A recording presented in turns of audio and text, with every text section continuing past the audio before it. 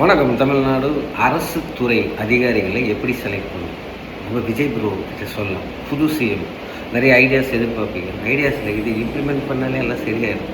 First point, private company work பண்ணுறீங்களப்பா, படிக்கிற பசங்கள்லாம் விட்டுருங்க, அப்படியே வெயிட் பண்ணுங்கள். அந்த மாதிரி டேக்ஸ் பேயர்ஸ்லாம் இருக்கீங்க. சப்போஸ் உங்கள் கம்பெனியில் தப்பு பண்ணிங்கன்னா என்ன பண்ணுவாங்க? டிஸ்மிஸ். அந்த டிஸ்மிஸ் பாலிசி அரசு துறைக்கு கொண்டு வந்துடணும்.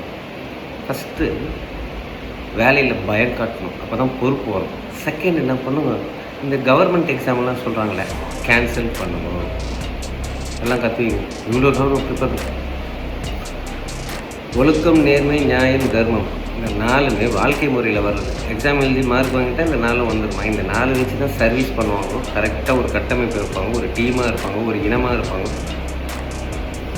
அதனால் எக்ஸாமை கேன்சல் பண்ணிட்டு இந்த 4 இருக்கிற நிறைய பேர் இருக்குது, ஃபில்ட்ரு பண்ணி எடுங்க.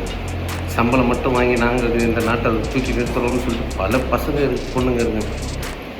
எடுத்து வந்து சொல்லுவேன். இனிமேல் முடிஞ்சதாக இருக்கும். இனிமேல் ரெக்ரூட் இப்படி தான் ஒன்று ஒன்றா சொல்கிறோம். நெக்ஸ்ட்டு ஓம் நம சிவாயா.